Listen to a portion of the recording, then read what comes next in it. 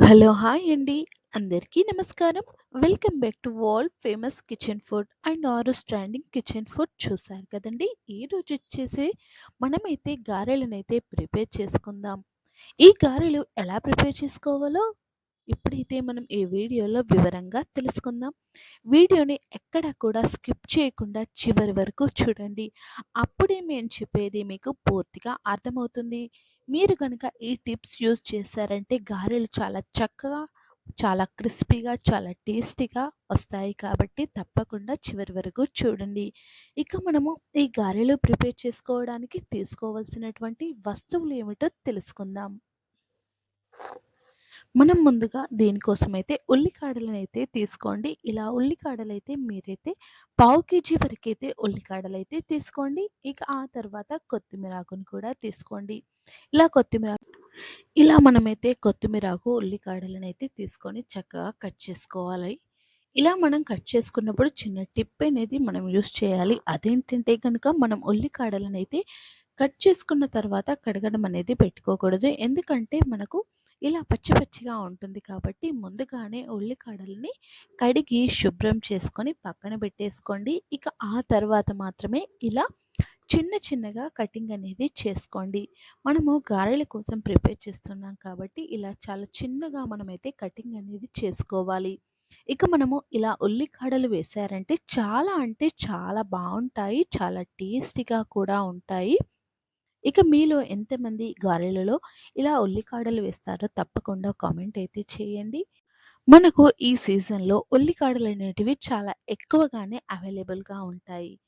అవైలబుల్‌తో పాటు మనకు టేస్ట్ అనేది కూడా చాలా బావుంటుంది. మీకు ఎవరికైనా అవైలబుల్‌గా లేకుంటే మాత్రం ఈ ఉల్లికాడలనైతే స్కిప్ చేయండి. కానీ అవైలబుల్‌గా ఉన్నవారు మాత్రం తప్పకుండా ఉల్లికాడలు వేసుకొనే గారెలనైతే ప్రిపేర్ చేసుకోండి. అప్పుడే గారెలకు మరింత టేస్ట్ అనేది వస్తుంది కాబట్టి తప్పకుండా ఈ టిప్ అయితే యూజ్ చేయండి. చూసారు కదండీ! మీరైతే ఇలా ఉల్లికాడలనైతే చిన్న చిన్నగా కటింగ్ చేసేసుకొని పక్కన పెట్టేసుకోండి. ఇక ఆ తర్వాత చాలా ఫ్రెష్‌గా ఉన్నటువంటి మనమైతే కొత్తిమీర ఆకుని కూడా మనం తీసుకోవాలి. చూసారు కదండీ! మనకైతే అందరికీ మార్కెట్‌లో అవైలబుల్‌గా అయితే కొత్తిమీర ఆకైతే ఉంటుంది. చాలా అంటే చాలా టేస్టీగా వస్తాయి కాబట్టి మీరు ఎక్కడ కూడా ఈ కొత్తిమీర ఆకుని వేయకుండా గారెలనైతే చేయకండి. చాలా బావుంటాయి.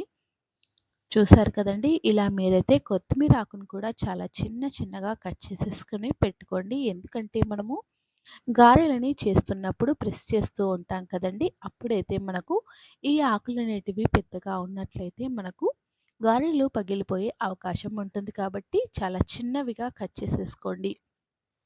ఇలా మీరైతే ఉల్లికాడలు, కొరియాండర్ సీడ్స్ వేసుకోవాలి. ఇక ఆ తర్వాత కొత్తిమీర ఆకును కూడా వేసుకోండి. చూసారు కదండీ! మనం కొత్తిమీర ఆకును కూడా వేసుకున్నాం కాబట్టి, మనం ఈ కొరియాండర్ సీడ్స్ అంటే మనకు కొత్తిమీరలు ఎక్కువగా వేయనవసరం లేదు. ఇలా మీరైతే ధనియాలనైతే కొద్దిగా తీసుకుంటే సరిపోతుంది. మరి ఎక్కువగా అవసరం లేదు. 50 గ్రామ్స్ వరకు ధనియాలనైతే తీసుకోండి. ఇక ఆ తర్వాత మనం జీలకర్రని కూడా యాడ్ చేసేసుకోవాలి. జీలకర్ర వచ్చేసి మనకైతే 100 గ్రామ్స్ వరకైతే తీసుకోండి. చాలా బావుంటుంది. మరీ మీకు ఎక్కువగా అనిపిస్తే గనక 50 గ్రామ్స్ వరకైతే తీసుకోండి. నేనైతే 100 గ్రామ్స్ వరకైతే తీసుకున్నాను. ఇలా మీరైతే క్యుమిన్ సీడ్స్, కొరియాండర్ సీడ్స్ అయితే వేసుకోండి. తర్వాత క్లోవ్స్ కూడా యాడ్ చేసేసుకోండి. ఇలా మీరు లవంగాలను కూడా తీసుకోండి. చూసారు కదండీ! ఇలా లవంగాలను వేసుకోండి. మరీ ఎక్కువగా వేసుకోకండి. జస్ట్ మనకు ఫ్లేవర్ తెలిసేలా వేసుకుంటే సరిపోతుంది. ఇక ఆ తర్వాత వెల్లుల్లి రెబ్బలను కూడా యాడ్ చేసేసుకోవాలి. చూసారు కదండీ! ఇలా మీరైతే వెల్లుల్లి రెబ్బలను విడిగా చేసేసుకోండి. ఇక ఆ తర్వాత మనం మిక్సీ జార్ తీసుకొని అందులో ముందుగా తీసుకున్నటువంటి కొరియాండర్ సీడ్స్ అయితే ఉన్నాయి కదండీ! వీటినైతే మనం ఇలా వేసేసుకోవాలి. ఇలా మనం ధనియాలని వేసుకున్న తర్వాత జీలకర్రని కూడా యాడ్ చేసేసుకోండి. ఇలా జీలకర్రని, క్యుమిన్ సీడ్స్‌ని యాడ్ చేసేసుకొని ఇలా మనమైతే వన్ బై వన్ వేసుకుంటూ వెళ్ళిపోవాలి. ఇక ఆ తర్వాత ఇలా లవంగాలను కూడా యాడ్ చేసేసుకోండి. మీకు మిక్సర్ జార్ అవైలబుల్‌గా ఉంటే మిక్సర్ జార్‌లో వేసేసుకోండి. లేదంటే రోల్లో వేసుకున్నా చాలా చక్కగా వస్తుంది. ఇక ఆ తర్వాత వెల్లుల్లి రెబ్బలను కూడా ఇందులోనే యాడ్ చేసేసుకోండి.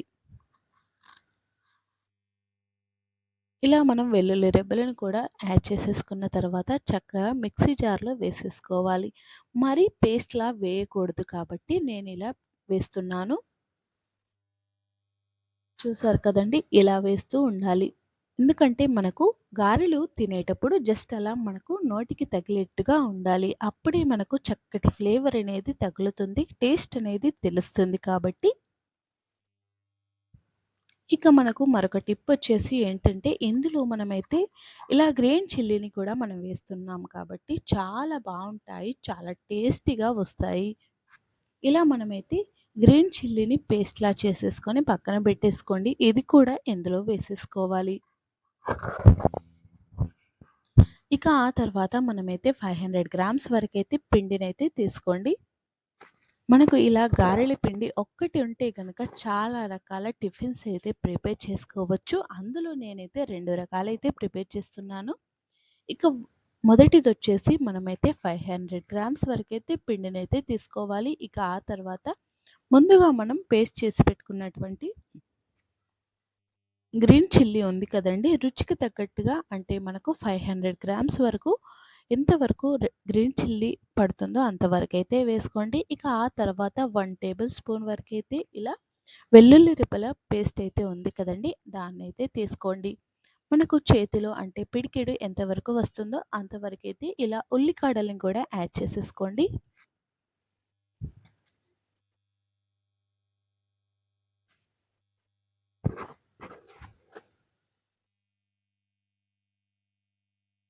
ఇలా మీరు ఉల్లికాడల్ని యాడ్ చేసేసుకున్న తర్వాత నువ్వులనైతే తీసుకోండి. మనకు నువ్వులొచ్చేసి ఇలా 2 చిన్న గరిటెల వరకైతే తీసుకోండి. మరీ ఎక్కువగా తీసుకోకండి. మరీ తక్కువగా కూడా తీసుకోకండి. మరీ ఎక్కువగా తీసుకుంటే గనక మీరైతే మనమైతే ఇవి ప్రిపేర్ చేస్తున్నప్పుడు టప్ టప్ అని పేలే అవకాశం ఉంటుంది కాబట్టి చాలా తక్కువగానే తీసుకోండి. ఇక ఆ తర్వాత ఇది ఇదొచ్చేసి మనకైతే గారెలాగు మీకు అవైలబుల్‌గా ఉంటుందో, ఉండదో నాకైతే తెలీదండి. మనకు పూర్తి వీడియో కావాలి అంటే కనుక ఈ గారెల వీడియో మరొక వీడియో డిస్క్రిప్షన్ బాక్స్‌లో ఇస్తాను. తప్పకుండా అదైతే వాచ్ చేయండి. ఎందుకంటే మనకు ఈ గారెలాకు ఎలా ఉంటుందో ఆ వీడియోలో అయితే మీకు చాలా క్లియర్‌గా తెలుస్తుంది. ఇక మరొకటి విషయం వచ్చేసి ఏంటంటే గనక ఈ గారెలనేటివి మనకు ఇద్దరు, ముగ్గురు కలిసి చేసుకోకుండా ఒక్కరే చాలా ఈజీగా ఎలా ప్రిపేర్ చేసుకోవాలి, అదే విధంగా మనకు ఒక గంటలోనే చాలా తొందరగా గారెలు ఎలా ప్రిపేర్ చేసుకోవాలి అనే విషయం తెలియాలంటే తప్పకుండా మరొక వీడియో అయితే ఉంది కాబట్టి దానిని తప్పకుండా వాచ్ చేయండి. అలా గనుక ప్రిపేర్ చేశారంటే చాలా తొందరగా మనమైతే గారెలు ప్రిపేర్ చేసుకోవచ్చు. ఒక్క గంటలోనే 100కు పైన చెక్కలైతే ప్రిపేర్ చేసుకోవచ్చన్నమాట. ఇలా మనమైతే పప్పు చెక్కలైతే ప్రిపేర్ చేసుకోవచ్చు. ఇక ఆ తర్వాత మనమైతే ఇలా పిండినైతే కలుపుకుంటూ ఉండాలి. చూసారు కదండీ! మీరు ఒకేసారి వాటర్ అనేటివి యాడ్ చేయొద్దన్నమాట. మనకు పిండి కలిపేటప్పుడు కూడా చాలా జాగ్రత్తగా కలుపుకోవాలి. ఎందుకంటే గనక పిండి అనేది మెత్తబడిందంటే మనకు సరిగ్గా రావు. ఇలా మనం వాటర్ అనేటివి కొద్ది కొద్దిగా యాడ్ చేస్తూ ఉండాలి. అప్పుడే మనకు చాలా బావుంటుంది. మనం ఉల్లికాడలు వేస్తున్నప్పుడు ఉల్లిపాయ ముక్కలు పక్కన పెట్టేసాం కదండీ! వాటినైతే చిన్న చిన్నగా కట్ చేసేసుకొని ఇందులో యాడ్ చేసేసుకోండి.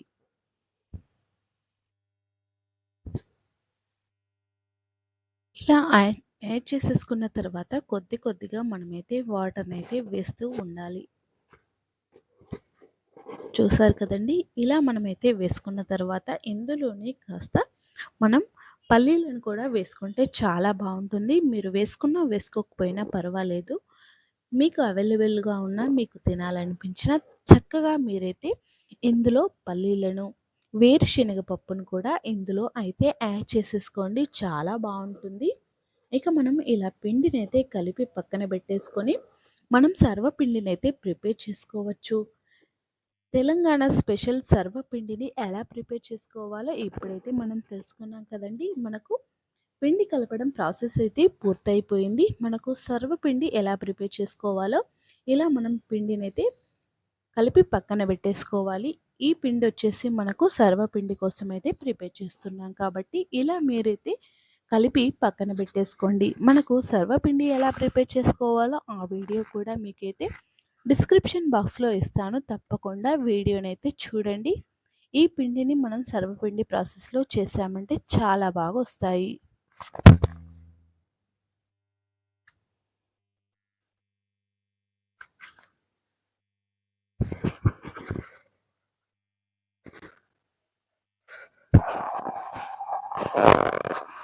ఇక మనము సర్వపిండికి మనం పిండి కలపడం అనేది ఇలా కలుపుకోవాలి. గారెలకైతే మనం కాస్త గట్టిగానే కలుపుకోవాలన్నమాట. మరి మెత్తగా మాత్రం అస్సలు ఉండకూడదు. సర్వపిండి చేసుకోవడానికి మాత్రమే ఇంత మెత్తగా ఉండాలి. అప్పుడే మనకు చాలా బాగొస్తుంది. చూసారు కదండీ! మనకు పిండి అనేది ఇలా రావాలి అన్నమాట. ఇలా వచ్చే వరకైతే వాటర్‌నైతే యాడ్ చేసేసుకోండి. చాలా పర్ఫెక్ట్‌గా సర్వపిండినైతే ప్రిపేర్ చేసుకోవచ్చు. ఇక ఆ తర్వాత మనము ఇలా నేనైతే సన్‌ఫ్లవర్ ఆయిల్‌నైతే వాడుతున్నాను.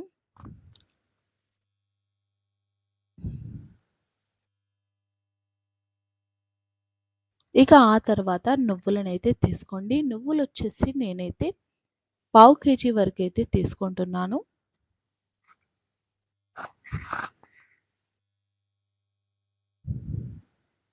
ఇలా నువ్వులనేది మనం చక్కగా వేయించుకొని పక్కన పెట్టేసుకోండి. చాలా బావుంటుంది. మనం ఇసుక లేకుండా నువ్వులనైతే సెపరేట్ చేసేసుకోండి. ఇక ఆ తర్వాత కాస్త ఆరబెట్టేసుకోండి నువ్వులని.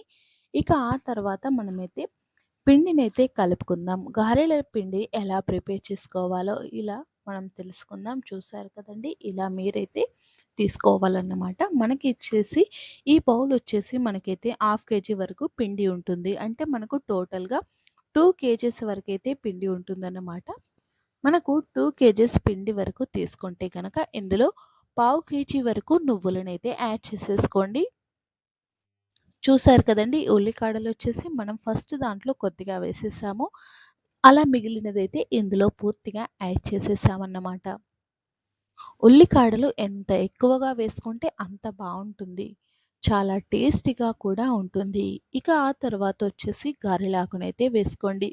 ఇలా మీరైతే గారెలాకును కూడా వేసుకున్న తర్వాత మనం పేస్ట్ చేసి పెట్టుకున్నటువంటి వెల్లుల్లి రెబ్బల పేస్ట్ అయితే ఉంది కదండీ! వెల్లుల్లి రెబ్బలు, జీలకర్ర చూసారు కదండీ! ఇలా చాలా చక్కటి ఫ్లేవర్ అయితే వస్తుంది.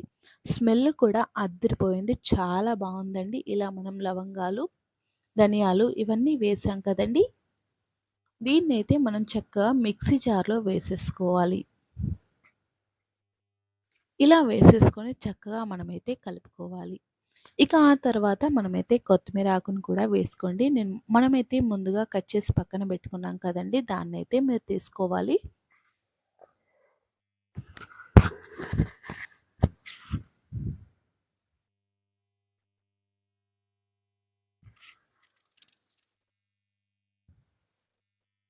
ఇలా మీరైతే కొత్తిమీర ఆకును తీసుకున్న తర్వాత నువ్వులనైతే యాడ్ చేసేసుకోండి. చూసారు కదండీ! ఇలా నువ్వులైతేనైతే వేసేసుకోవాలి. పావు కేజీ వరకు నువ్వులైతే వేసుకోండి సరిపోతుంది. మరి ఎక్కువగా వేయాల్సిన అవసరం లేదు. మరి తక్కువ కూడా వేయాల్సిన అవసరం లేదండి. ఇలా నువ్వులని వేసుకున్న తర్వాత కొద్దిగా కారం పొడినైతే యాడ్ చేసేసుకోండి. ఎందుకంటే మనకు గ్రీన్ చిల్లీ పేస్ట్ కూడా వేస్తాం కాబట్టి మనం కొద్దిగా వేసుకుంటే సరిపోతుంది. మరి ఎక్కువగా వేయాల్సిన అవసరం లేదు. అలాగే మనమైతే సాల్ట్‌ని కూడా వేసుకోండి.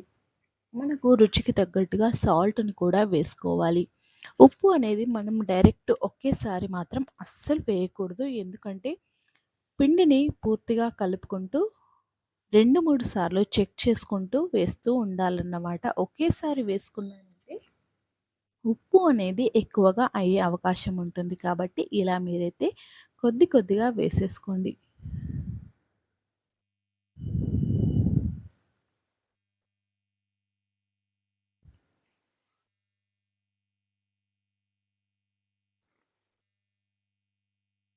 మనకు ఈ గారెలొచ్చేసి మనము జస్ట్ అలా డైరెక్ట్‌గా తీసుకున్నా బావుంటుంది. మనకు ఏదైనా చట్నీలోకి తీసుకున్నా బావుంటుంది. అలాగే మనకు ఏదైనా కర్రీస్‌లోకి తీసుకున్నా చికెన్, మటన్, ఫిష్ కర్రీ ఇలా దేనిలోకి తీసుకున్నా చాలా బావుంటుంది.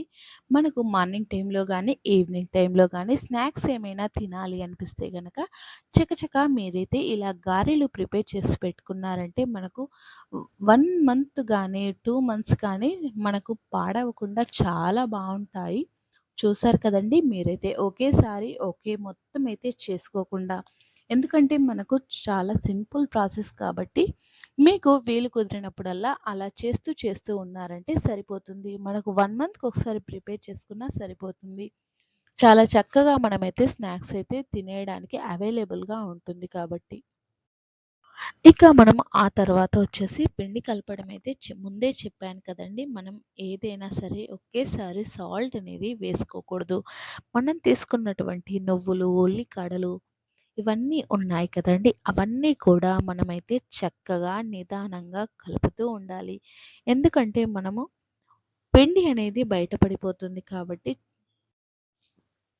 ఇలా మీరైతే మనం తీసుకున్నటువంటి మెటీరియల్ ఏదైతే ఉందో అదంతా చక్కగా కలిసిపోవాలి. చూసారు కదండీ! మనకు ఎంత పొడి పొడిగా వచ్చేసిందో ఇలా మనమైతే పొడి పొడిగా చేసుకోవాలి.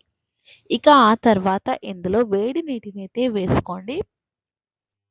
వేడి నీటిని వేసుకున్నా పర్వాలేదు. చల్లటి నీటిని వేసుకున్నా పర్వాలేదు. కానీ నేనైతే వేడి నీటిని వేశాను. చాలా బాగొస్తుంది. మనము ఈ పిండి చెక్కలు ప్రిపేర్ చేసుకున్నప్పుడు చాలా సాఫ్ట్‌గా రావాలి అంటే గనక చక్కగా మీరైతే ఈ టిప్ అయితే యూజ్ చేయండి. తప్పకుండా మీరైతే వేడి నీటిని యూజ్ చేశారంటే తప్పకుండా మీకు ఈ పిండి చెక్కలైతే చాలా సాఫ్ట్‌గా వస్తాయి. చాలా బావుంటుంది కాబట్టి ఇలా మీరైతే వేడి నీటిని వేయండి.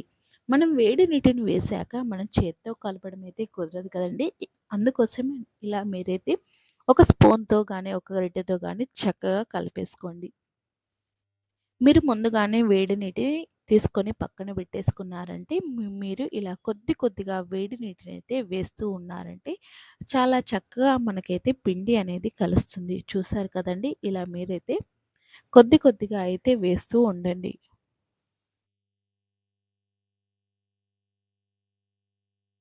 మనకు ఈ పిండి కలపడం కూడా సరిగ్గా రాలేదంటే మనకు ఈ గారెలు, ఈ పిండి చిక్కలు చేయడం కూడా సరిగ్గా రాదు కాబట్టి పిండి కలపడం కూడా చాలా జాగ్రత్తగా కలపాలి. ఎందుకంటే వాటర్ అనేటివి ఎక్కువగా అయ్యాయంటే మనకు పిండి చెక్కలు అస్సలు రావండి.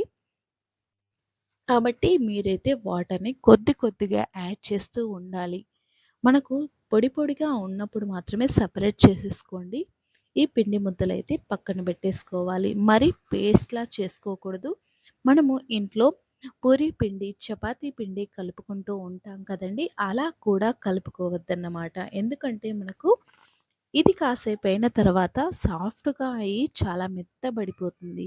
అప్పుడు మనకు ఈ పిండి చెక్కలు గానీ, గారెలు కానీ ప్రిపేర్ చేసుకోవడం రాదు కాబట్టి, ఇలా మీరైతే చేసుకోకూడదు. మరి కాస్త గట్టిగానే ఉండాలి కాబట్టి, ఈ పిండి చెక్కల పిండి అయితే మీకు తప్పకుండా గట్టిగానే ఉండాలి. అప్పుడే చాలా పర్ఫెక్ట్‌గా మనకు గారెలైతే వస్తాయి. చూసారు కదండీ! మనకు పిండి ఎంత పర్ఫెక్ట్‌గా కలుపుకుంటే మనకు అంత చక్కగా పిండి చిక్కలు వస్తాయి కాబట్టి, ఇలా మీరైతే పిండినైతే ఇలా కలుపుకోవాలి.